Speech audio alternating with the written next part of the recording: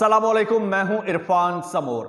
दोस्तों, ईद खैर खैरियत से गुजर गई है, लेकिन ईद के पहले रोज ही पाकिस्तान तहरीक इंसाफ ने शहबाज शरीफ साहब और इनकी हुकूमत पर एक बहुत बड़ा हमला कर दिया है। इस बारे में आपको तफसील से बताऊंगा और साथ में आपको यह भी बताऊंगा कि जरदारी ग्रुप और नून लीग में एक बहुत बड़ा इख्तलाफ पैदा हो गया है, बल्कि पैदा तो पहले दिन से था, अब शिद्दत इख्तियार कर चुका है। और अब वो कौन सा रुख इख्तियार करेगा? क्या ये शहबाज शरीफ साहब को जरदारी साहब ही इस हुकूमत को धक्का देकर गिराएंगे? और एमक्यूएम का क्या फड्डा है, वो किस तरह से अभी से ब्लैकमेल करने लग गई है और खान साहब को बैठे बिठाए किस तरह से फायदा हो रहा है? ये लोग खुद ही इमरान खान साहब के 12वें खिलाड़ी के तौर पर खेल रहे हैं। दोस्तों, खबरें इंतहाई हैरानकुन और चौंका देने वाली हैं। बहुत बड़ी बड़ी डेवलपमेंट्स हो रही हैं जो आज आपके साथ शेयर करूंगा, लेकिन उससे पहले एक बात आपसे कहना चाहूंगा। ये जो आपका मेन स्ट्रीम मीडिया है, ये जो न्यूज चैनल्स हैं, ये कंट्रोल्ड खबरें देते हैं और जिस तरह की खबरें देते हैं आपको पता ही है। दूसरी जानिब ये वारदाती मुसलसल बारीक वारदातें डाल रहे हैं और मैं इस छोटे से चैनल पर बैठकर इनकी बड़ी बड़ी वारदातें एक्सपोज कर चुका हूं और अगर आपका साथ रहा तो इंशाल्लाह इसी तरह से हम मिलकर इनको एक्सपोज करते रहेंगे। आपने करना सिंपल है, ये आपका अपना चैनल है, इसे सब्सक्राइब करना है और घंटी के बटन को दबा देना है। दोस्तों, शहबाज शरीफ साहब की जो हुकूमत है ये इत्तेहादियों के आसरे खड़ी है, इत्तेहादियों के सहारे खड़ी है और इस बात का वाज़े ऐलान मुस्लिम लीग नून के लोग खुद कर रहे हैं। मुस्लिम लीग नून के सीनियर रहनुमा हैं मुसद्दिक मलिक साहब। उन्होंने कहा है कि हमारी हुकूमत तब तक चलेगी जब तक इत्तेहादी हमारा साथ देंगे। और दोस्तों, इत्तेहादी अब साथ छोड़ रहे हैं क्योंकि ये हुकूमत बनाने के लिए इनकी डील्स कुछ ऐसी हुई थी, इनके दरमियान कमिटमेंट्स कुछ ऐसी हुई थी जिनको फुलफिल करना, जिन पर अमल दरामद करना तकरीबन नामुमकिन है।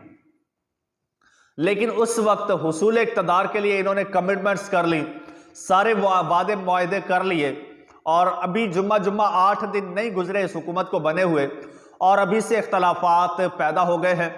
इन इख्तलाफात के बारे में तो मैं आपको बताऊंगा, लेकिन इससे बड़ा धमाका पाकिस्तान तहरीक इंसाफ करने जा रही है और पहला धचका, पहला झटका, पहला शॉक ईद के पहले दिन तहरीक इंसाफ ने दे दिया है। वो एक प्रोटेस्ट की सूरत में पाकिस्तान तहरीक इंसाफ ने एक प्रोटेस्ट किया अडियाला जेल के बाहर, और वो खाली प्रोटेस्ट नहीं था, वो प्रोटेस्ट का आगाज था, एक बहुत बड़ी तहरीक का आगाज था। इसके बाद दोस्तों, ना सिर्फ पाकिस्तान तहरीक इंसाफ बल्कि इनके साथ जमात इस्लामी भी है, MWM भी है, BNP मैंगल भी है और मुमकिन है कुछ और जमातें जैसे JUIF भी मिल जाए इनके साथ और ये मिलकर एक बहुत बड़ी तहरीक चलाने जा रहे हैं। और ये तहरीक है जनाब इलेक्शन में धांधली के खिलाफ, और ये तहरीक ऐसी तहरीक होगी जो पूरे सिस्टम को लपेट देगी, क्योंकि शहबाज शरीफ साहब और इनकी हुकूमत में इतनी तो ताकत नहीं है, इतनी वर्थ नहीं है कि ये उस तहरीक का मुकाबला कर सकें। आप मौलाना फजल रहमान के स्ट्रीट पावर को जानते हैं, आप जमात इस्लामी की स्ट्रीट पावर को जानते हैं और फिर आप तहरीक इंसाफ को जानते हैं। आज सिर्फ एक रहनुमा सीमाबिया ताहिर ने कल लोगों को लेकर गई और अडियाला जेल के तरफ जाने वाला रोड ब्लॉक कर दिया। तो ये पहला मैसेज था हुकूमत को कि भाई अब ईद के दिन ही हमने आगाज कर दिया है। तहरीक इंसाफ ये इसका ऐलान कर चुकी है कि ईद गुजरने दो, हम तहरीक चलाएंगे, क्योंकि पाकिस्तान तहरीक इंसाफ के इस वक्त सैकड़ों केसेस हैं जो इलेक्शन ट्रिब्यूनल्स और अदालतों में पड़े हैं इलेक्शन में धांधली के हवाले से। उन पर कोई अमल दरामद नहीं हो रहा, कोई फैसला नहीं हो रहा, कोई पेशरफ्त नहीं हो रही। उसी सिलसिले में पाकिस्तान तहरीक इंसाफ वो प्रोटेस्ट करने जा रही है और यही मुतालबा दीगर जमातों का भी है। और ये इतना बड़ा दोस्तों सुनामी आने वाला है जो शहबाज हुकूमत के बस की बात नहीं है कि वो इसको सस्टेन कर सके। दूसरी जानिब शहबाज हुकूमत के अंदर अपने इख्तलाफात हैं। नवाज शरीफ साहब का अपना ग्रुप है, शहबाज शरीफ साहब का अपना ग्रुप है। वो लोग जो नवाज शरीफ साहब के ग्रुप के थे जिन्हें हरा दिया गया, वो अब मुसलसल शहबाज शरीफ साहब की हुकूमत पर हमले कर रहे हैं, अपनी ही हुकूमत को कठपुतली हुकूमत करार दे रहे हैं, अपनी ही हुकूमत को, अपने ही लीडर को बेइख्तियार लीडर करार दे रहे हैं, अपने ही वजीर आजम को बेइख्तियार और पपेट वजीर आजम कह रहे हैं, खुद इस बात का इकरार कर रहे हैं कि हमने 15-20 से ज्यादा सीटें नहीं जीती। आज भी अगर फॉर्म 45 का फैसला हो जाता है तो शहबाज शरीफ साहब जिस सीट से खुद जीते हैं वो सीट भी मुमकिन है हार जाए। मरियम नवाज साहिबा महर शराफत से जो एक सीट जीती हैं एमपीए की, वो सीट इनकी अभी तक जो है वो अभी तक उस पर इख्तलाफ है, वो इस वक्त कंट्रोवर्शियल है, उस पर कंट्रोवर्सी है। तो ये सारे मामलात हैं, ये तहरीक चलेगी और अगर ये सिलसिला चल पड़ा और पाकिस्तान तहरीक इंसाफ के मुतालबात मान लिए गए तो फिर अमल दरामद हुआ, अदालतें एक्टिव हुई, तो फिर शहबाज हुकूमत के पल्ले कुछ नहीं बचना। और दूसरी जानिब अब इत्तेहादी हैं तो वो उल्टा ब्लैकमेल कर रहे हैं। अभी हामिद मीर साहब ने भी तज्जिया दिया है, उन्होंने ये इंकशाफ किया है कि बलोचिस्तान में काबीना को और वजारतों को लेकर पीपल्स पार्टी और नून लीग में इख्तलाफात शिद्दत इख्तियार कर चुके हैं। इसके अलावा सबसे बड़ा जो इशू ये है कि एमक्यूएम जो है वो इस वक्त फुल गर्म है, फुल चार्ज्ड है और वो मुसलसल पाकिस्तान पीपल्स पार्टी को प्रेशराइज कर रही है, उनको थ्रेट कर रही है। कभी वो कहती है कि सिंध को फौज के हवाले कर दिया जाए, कराची को फौज के हवाले कर दिया जाए, कभी एमक्यूएम कहती है कि वजीर आला हाउस का घेराव करेंगे हम, और वो चाहते ये हैं कि सिंध में बल्दियाती इदारों के जो इख्तियारात हैं उनको बढ़ाया जाए और कानून में तरमीम की जाए। पाकिस्तान पीपल्स पार्टी किसी सूरत ये चाहती नहीं है और शहबाज अगर इस वक्त अगर ये नहीं होता, क्योंकि पाकिस्तान पीपल्स पार्टी किसी सूरत ये कानून साजी नहीं करवाएगी, अमेंडमेंट नहीं करवाएगी तो एमक्यूएम जो है वो हुकूमत से अलग होना चाहती है। एमक्यूएम हुकूमत से अलग होती है तो हुकूमत के पल्ले कुछ नहीं बचता। तो शहबाज शरीफ साहब जो हैं वो एमक्यूएम को भी साथ जोड़ना चाहते हैं और जरदारी साहब एमक्यूएम को साथ जोड़ना नहीं चाहते। ये एक बड़ी सियासत इस वक्त चल रही है। जब इनके अंदर इस तरह से ये कशमकश होगी, अंदर के इख्तलाफात होंगे, दोनों भाइयों के अंदर के इख्तलाफात होंगे। नवाज शरीफ साहब शिकवे करते हैं शहबाज शरीफ साहब से कि मेरे साथ आप मुशावरत किया करो और मेरे साथ डिस्कस करके फिर हुकूमती उमूर चलाया करो। तो जब ये सारा इस तरह से कशमकश होगी तो फिर पाकिस्तान में स्टेबिलिटी कहां से आएगी?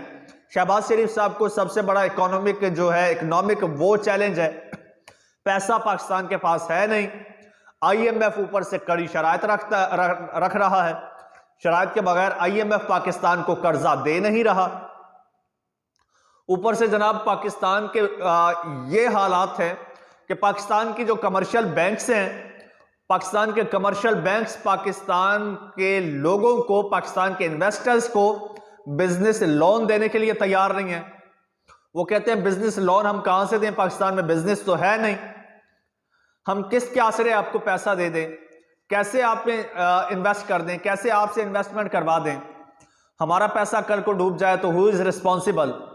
तो ये बहुत बड़े बड़े चैलेंजेस हैं शहबाज शरीफ साहब और उनकी हुकूमत के लिए। एक तो इनके अपने इख्तलाफात हैं, इनके अपने लोगों का प्रेशर है, लोग ये चाहते हैं हुकूमत गिरा दो। नवाज शरीफ साहब खुद ये कह रहे हैं कि जनाब असम्बली तहलील कर दो शहबाज शरीफ साहब को, और नवाज शरीफ साहब अपनी निजी महफिलों में अब ये कहना शुरू हो गए हैं कि मैं इस हुकूमत के खिलाफ प्रेस कॉन्फ्रेंस करूंगा। यानी अपने भाई की हुकूमत के खिलाफ नवाज शरीफ साहब कहते हैं कि प्रेस कॉन्फ्रेंस करूंगा, क्योंकि वो कहते हैं कि मुझे हरा के शहबाज शरीफ को वजीर आजम बनाया गया।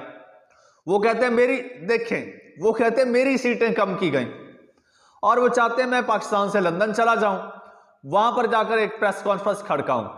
इस हवाले से पाकिस्तान तहरीक इंसाफ के सीनियर रहनुमा हैं शहरयार आफरीदी साहब, उन्होंने भी एक इंकशाफ किया है और बड़ा खड़ाक किया है। वो कहते हैं कि नवाज शरीफ साहब जो है वो अनकरीब अपनी ही हुकूमत के खिलाफ प्रेस कॉन्फ्रेंस करने वाले हैं।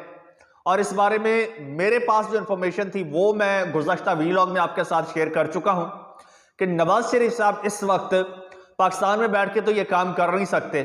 उनको पता है कोई ना कोई केस खुल जाएगा, मुझे जेल में फेंक दिया जाएगा या मेरा नाम ईसीएल में डाल दिया जाएगा। तो वो पाकिस्तान से जाना चाहते हैं। अभी नाम ईसीएल में नहीं है, लेकिन उन्हें पैगाम पहुंचाया गया है कि आप नहीं जा सकते, क्योंकि उन्हें भी पता है ये चला गया, ये हमारे खिलाफ प्रेस कॉन्फ्रेंस कर देगा। तो जनाब नवाज शरीफ साहब को इस वक्त रोका हुआ है और क्योंकि नवाज शरीफ साहब अगर बाहर गए तो बाहर जाके प्रेस कॉन्फ्रेंस करेंगे। अभी अंदर से अपने छोटे भाई को प्रेशराइज कर रहे हैं। और फिर पंजाब में मरियम नवाज साहिबा की हुकूमत है, उनसे तो कोई चीज़ संभल नहीं रही, बदअमनी उरूज पर है। और पुलिस के हाथों तशद्दुद और कार्रवाइयाँ जो हो चुकी हैं, जो पुलिस की इलीगल एक्टिविटीज़ हैं, उनकी बड़ी एक लंबी फहरिस्त है। उस हवाले से सीनियर साफ़ी मजहर बरलास साहब ने एक कॉलम भी लिखा है, बड़ा डिटेल्ड। उन्होंने पूरे फैक्ट्स एंड फिगर्स बताए हैं कि मरियम नवाज साहिबा के इक़्तिदार में आने के बाद अब तक कहां कहां पुलिस ने कौन कौन सी इलीगल एक्टिविटीज़ की हैं और कितने लोगों को मार चुकी है, कितने लोग लुट चुके हैं। और फिर जो कल वाक़या हुआ है बहावल नगर में, वो बड़ा अफसोसनाक और बड़ा शर्मनाक वाक़या है और उसका क्रेडिट भी मरियम नवाज साहिबा की झोली में ही डाला जाएगा, क्योंकि अच्छे काम का तो क्रेडिट लेती हैं, तो बुरे की रिस्पॉन्सिबिलिटी भी मरियम नवाज साहिबा लें। और अभी से सोशल मीडिया पर लोग उस हवाले से तहकीकात का मुतालबा भी कर रहे हैं। तो दोस्तों, ये बड़े बड़े चैलेंजेस हैं। अब ईद तो गुजर गई, ईद तक ही रिलीफ था शहबाज शरीफ साहब को और मरियम नवाज साहिबा को और इस गवर्नमेंट को। अब इनके लिए चलना जो है वो मुमकिन नहीं है। अब बड़े बड़े चैलेंजेस आ रहे हैं इनके सामने, मुआशी चैलेंज, सियासी चैलेंज,